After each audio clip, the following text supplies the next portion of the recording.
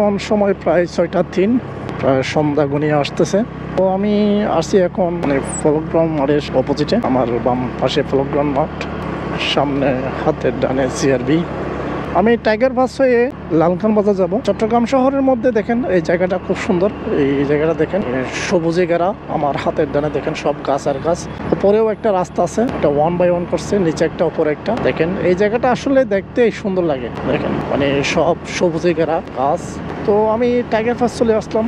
আমার সামনে tiger pass, আল্লাহ রহমত করছে, মানে ট্রাফিক সিগন্যাল দেয় নাই, না হলে এখানে অনেকক্ষণ দাঁড়িয়ে থাকতে হয়। তো মামা তো দাঁড়িয়ে আছে, দিছে।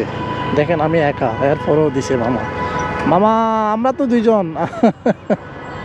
দেখেন অবস্থা, মানে কপালটা খারাপ। মানে যতবারে এই পথ দিয়ে যায়, মানে এখানে আসলেই সিগন্যাল, মানে সিগন্যালে মিনিমাম 2-3 মিনিট দাঁড়াতে হবে।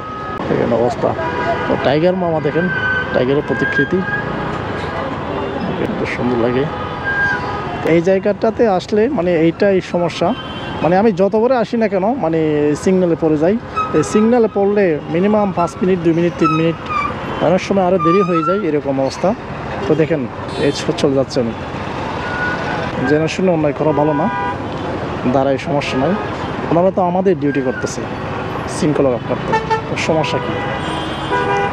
তো উনি সামনে চলে গেছে, মানে চিন্তা করতেছে যেতে পারবে কিনা। দেখেন অবস্থা, কতক্ষণ দাঁড়াতে হয় আল্লাহ জানে। তো যাচ্ছিলাম আসলে বাচ্চার একটা বেবি ক্যারিয়ার, মানে বাইকের চড়ার জন্য একটা সেফটি বেল্ট, মানে সেফটি ক্যারিয়ার নেওয়ার জন্য। তো কদমতলি গিয়েছিলাম। কদমতলিতে মানে মানসম্মত পাইনি, যেগুলা দেখছি এগুলা খুব একদম নর্মাল, মানে এগুলো আমার পছন্দ হয় নাই। তো লালখান বাজার আমিন সেন্টারে যাচ্ছি, ওখান থেকে পাওয়া যায়। তো আলহামদুলিল্লাহ সিগন্যাল উঠে গেছে, এখন যাব।